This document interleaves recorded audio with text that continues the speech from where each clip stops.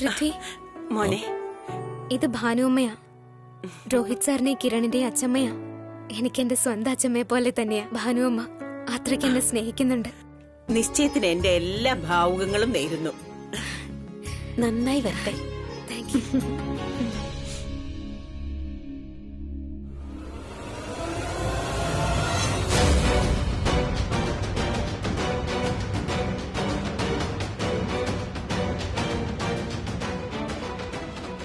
എന്തുപറ്റി മിസ്റ്റർ രോഹിത്? താങ്കൾ ഞങ്ങളെ കൺഗ്രാജുലേറ്റ് ചെയ്യുന്നില്ലേ? Congratulations mister Prithvi. Mister Prithvi.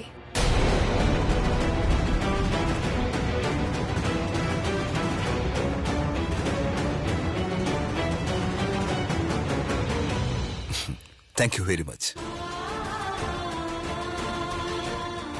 Congrats.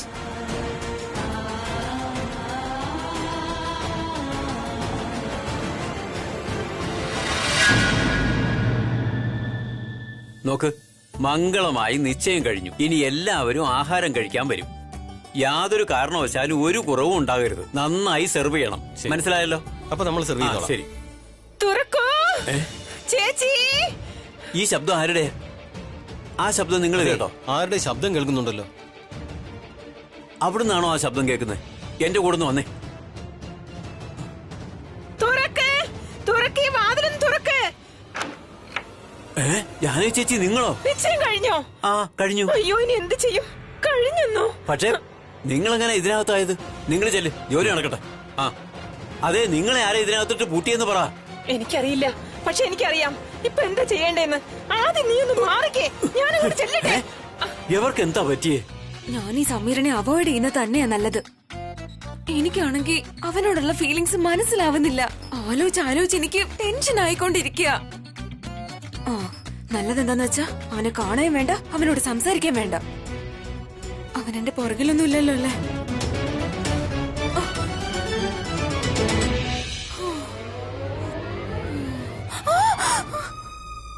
എന്ത് പറ്റി? എന്തിനാ നിലവിളിക്കുന്നത്? നീ വല്ല പ്രയത്നം കണ്ടോ?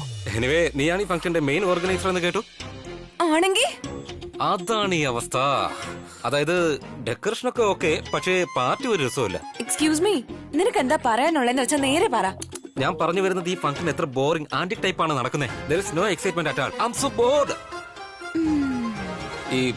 ഈ വളിച്ചിരി എന്തിനാ?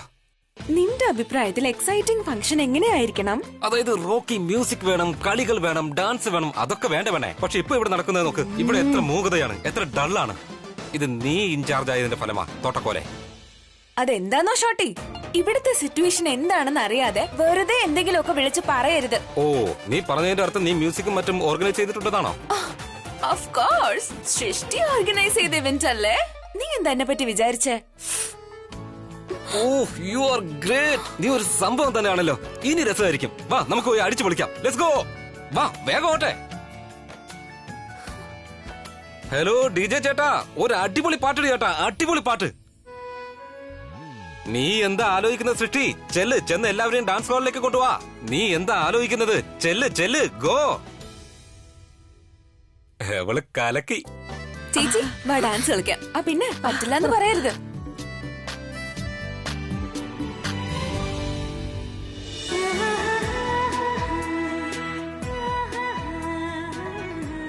കിരൺ മോനെ, നീയും കൂടി ചെല്ല്. പ്രീത, രോഹിത് സാർ,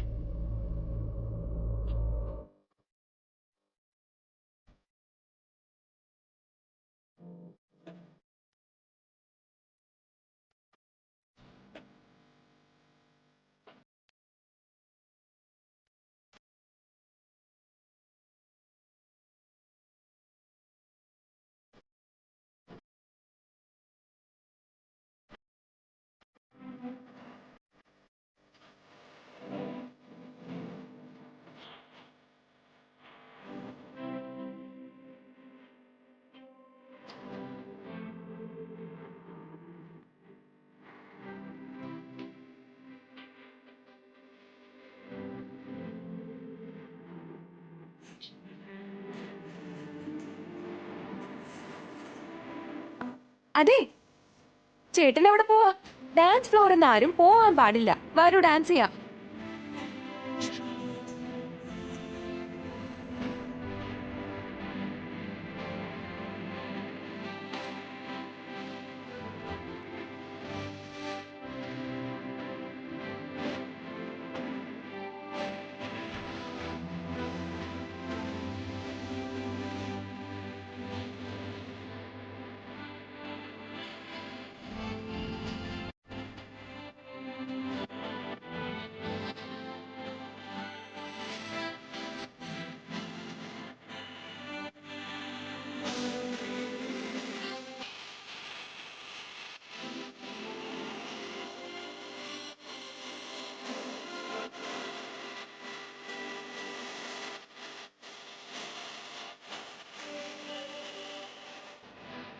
ഞാനിത് തന്നോട് പറഞ്ഞോന്നറിയില്ല, ഇന്ന് താൻ വളരെ സുന്ദരിയായിട്ടുണ്ട്.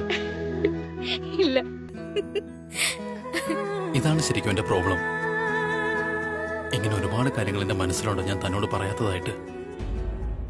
എന്നുവെച്ചാ വെട്ടിക്ക് ഇനി ആ കാര്യങ്ങള് അതിന്റെയൊക്കെ സമയം കഴിഞ്ഞു. ഒരുപാട് വൈകിപ്പോയി. ഇനി പറയാൻ കഴിയില്ല.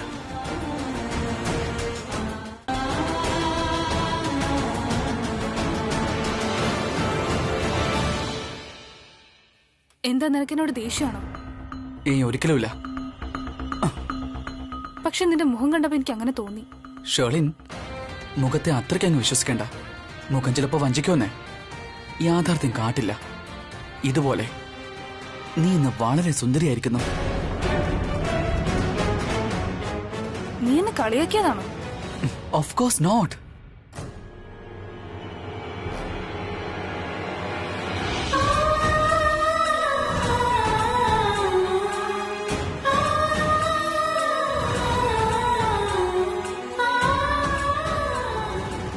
എങ്കിലൊരു കാര്യം പറയ് കിരൺ, നീ ജലസിയാണോ അതോ ദുഃഖിതനോ അതോ രണ്ടും ആണോ?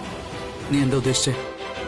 ജലസ് എന്തിനാന്ന് വെച്ചാ പ്രീത രോഹിത്തിനൊപ്പം നൃത്തം ചെയ്യുന്നതിന്, ദുഃഖം എന്തിനാന്ന് വെച്ചാ പ്രീതയുടെ നിശ്ചയം പൃഥ്വിയുമായി കഴിഞ്ഞതിന്.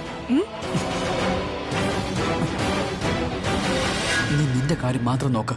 ഞാൻ എന്ത് ചെയ്യുന്നു, എന്ത് ചിന്തിക്കുന്നു, ഇതൊന്നും നീ അന്വേഷിക്കേണ്ട കാര്യമില്ല. മനസ്സിലായോ? ചില സമയത്ത് നീ എന്നെ ഭയപ്പെടുത്തുന്നു കിരൺ. യൗവന കാലത്ത് ഉറപ്പായും ഇതൊക്കെ സ്വാഭാവികം മാത്രമാണ്. Just relax and enjoy.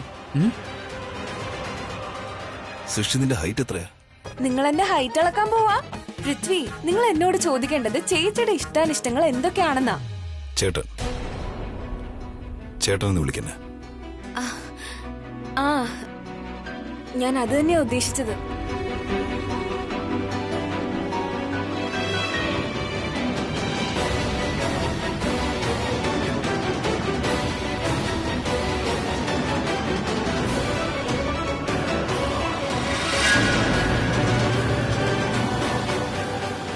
ഇതിപ്പോ നിങ്ങൾ എന്താ ചെയ്യുന്ന പൃഥ്വിചേട്ടാ?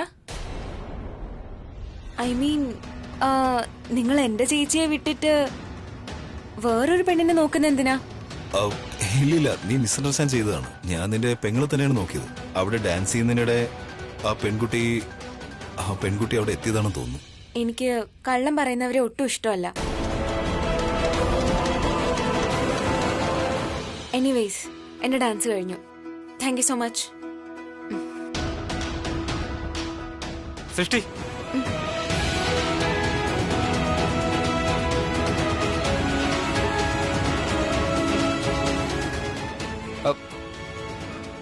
ഇവൾക്ക് ഇതെന്താ പറ്റിയത്? ഇവളെന്തിനാ എന്നോട് ഇങ്ങനെ പെരുമാറുന്നത്?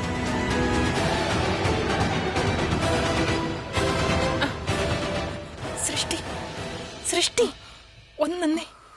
ശരിയാ, ഇങ്ങനെ ചെയ്യാം. ഞാൻ സൃഷ്ടിയോട് തന്നെ പറയാം പൃഥ്വിയെയും ഷെർലിനെയും കുറിച്ച്. സൃഷ്ടി, എന്താ? സൃഷ്ടി, ഞാൻ മുകളിലേക്ക് പോയപ്പോഴേ, ഓ മൈ ഗോഡ്, ഈ സമീർ. സൃഷ്ടി ആലോചിച്ച് നിൽക്കില്ലേ? എന്തെങ്കിലും ചെയ്. ഞാൻ സരള ചേച്ചിയോട് പറയാം. അവരോട് പറഞ്ഞാൽ അവർ നിശ്ചയം റദ്ദാക്കും. അങ്ങനെ തന്നെ ചെയ്യാം.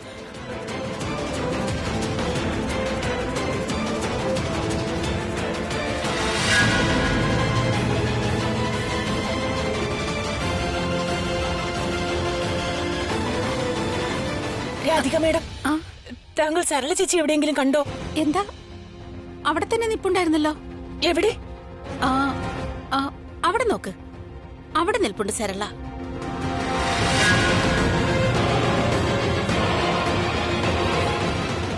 എന്തെങ്കിലും പറയണം. എന്നാ ശരി, എങ്ങോട്ട് എന്നെ കൊണ്ടുവന്നത്? ചേച്ചി, എന്താ? എനിക്ക് ചേച്ചിയോട് ഒരു അത്യാവശ്യ കാര്യം പറയാനുണ്ട്. ആ ഷെർലിനോ? നിനക്ക് ആ ഷെർലിനായിട്ട് എന്താ ഇടപാട്? ചേച്ചി, പൃഥ്വിയോ? ആ പൃഥ്വിയെ നോക്ക്. സൃഷ്ടിക്കപ്പോ എത്ര നന്നായിട്ടാ ഡാൻസ് കളിക്കുന്നത്. ഇപ്പൊ ഇതാ കാർത്തികയായിട്ട് ഡാൻസ് ചെയ്യുന്നു. ഇനി ഇതേ പ്രീതയുടെ കൂടെ ഡാൻസ് കളിച്ചാ ഇന്നത്തെ ചടങ്ങ് ഉഷാറാണ്. നോക്കിക്കേ, കുട്ടികൾ എത്ര എൻജോയ് ചെയ്യുന്നു അല്ലേ? ഈ പൃഥ്വിയുടെ അമ്മ ഇവിടെ എന്തിനാണ് ഇങ്ങനെ വന്നിക്കുന്നത്? ഇനി സരള ചേച്ചിയോട് എങ്ങനെ പറയും?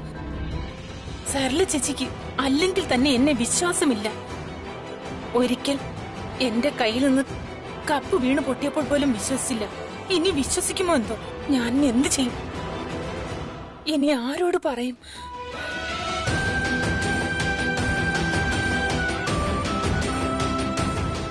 ശരിക്കും പ്രീതയോടെ പറയേണ്ടത്. ഇത് അവളുടെ ജീവിതത്തിന്റെ കാര്യമാണ്. ഞാൻ അവളോട് പറയും. അതാ കറക്റ്റ്. ഒന്ന് വന്നേ. എന്നെ എവിടേക്കാ വലിച്ചോണ്ട് പോകുന്നത്? എനിക്ക് പ്രീതിയുടെ അത്യാവശ്യം ഒരു കാര്യം പറയാനുണ്ട്. എനിക്കിപ്പോ സമയമില്ല. എന്റെ ജാനകി, ഞാൻ രാവിലെ മുതൽ ശ്രദ്ധിക്കുന്നുണ്ട്. നിങ്ങൾക്കാണെങ്കിൽ ജോലിയിൽ യാതൊരു ശ്രദ്ധയില്ല. നോക്ക് എന്റെ കൈ മൊത്തം പൊള്ളിയിരിക്കുക. ഞാൻ പറയുന്നതൊന്ന് മനസ്സിലാക്ക്. ഭക്ഷണത്തിൽ ഉപ്പ് ചേർക്കാനുള്ളതാ. പ്ലീസ്, അത് കഴിഞ്ഞ് ഉടനെ തിരിച്ചു വന്നോ.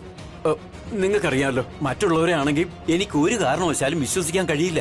അറിയാലോ, ഭക്ഷണത്തിൽ ഉപ്പ് കൂടുകയോ കുറയുകയോ ചെയ്താ ആ ഭക്ഷണം മൊത്തം ഉപയോഗശൂന്യാവും. എനിക്കിപ്പോ വരാൻ കഴിയില്ല. എനിക്ക് ഒന്ന് എന്റെ കൂടെ വന്നേ. ഉടനെ വിട്ടേക്കാവുന്നേ.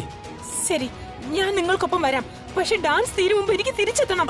എനിക്ക് പറയാനുണ്ട്. വന്നേ.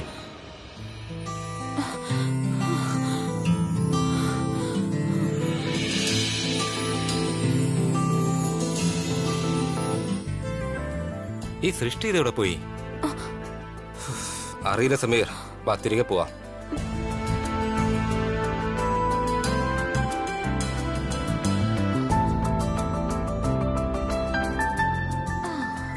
Thank God. പോയി.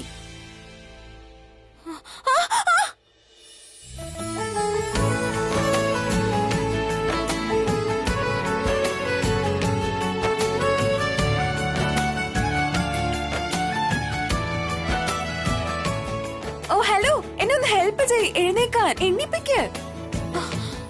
Fine, good. മുടി ശരിയല്ലേ രാധിക ആന്റി? ഹായ്, പറയും മോളെ. എന്താ? ഞാൻ നിങ്ങളോട് രണ്ടുപേരോട് ഒരു ചോദ്യം ചോദിക്കില്ല.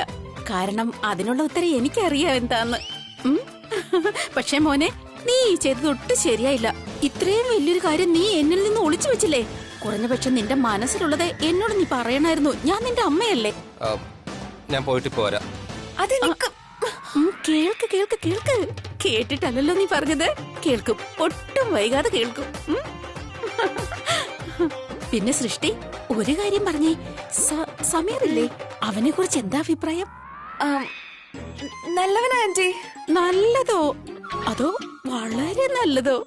ഇവര് ചോദിക്കുന്നത് എന്റെയും സമീറിന്റെയും കാര്യത്തില് തെറ്റിദ്ധാരണ ഉണ്ടായിട്ടാ. ഞാനും സമീർ ഇഷ്ടത്തിലാണെന്ന് ആന്റി വിചാരിക്കുന്നത്.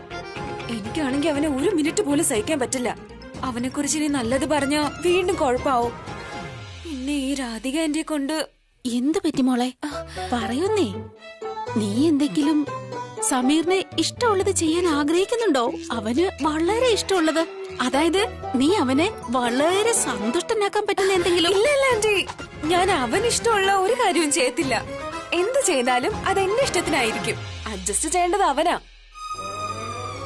ഇനി ചോദ്യങ്ങളുടെ ഒരു ശരമായിരിക്കും. സീൻ മാറ്റിക്കോ സൃഷ്ടി, സീൻ മാറ്റിക്കോ. ആ ആന്റി, എനിക്ക് പെട്ടെന്നൊരു ജോലി ഉണ്ടായിരുന്നു. ഞാൻ പോയിട്ട് വരാം. ബൈ. ബൈ. അഡ്ജസ്റ്റ് അവനല്ലേ ചെയ്യേണ്ടത്? എത്ര മനോഹരമായിട്ടാ അവനത് പറഞ്ഞത്. ഇതിനർത്ഥം ഒരാണും പെണ്ണും തങ്ങളുടെ പ്രണയത്തിൽ മുഴുകുമ്പോൾ പെണ്ണ് അവനെ കൊണ്ട് നൃത്തം ചെയ്യിപ്പിക്കാൻ ആഗ്രഹിക്കുന്നു. അവനാണെങ്കിൽ നൃത്തം ചെയ്യുന്നു അവൾക്ക് വേണ്ടി. യൗവനത്തിലെ ആദ്യ പ്രണയം ഇങ്ങനെ തന്നെയാണ് സംഭവിക്കുന്നത്. ഇങ്ങനെ തന്നെയാ.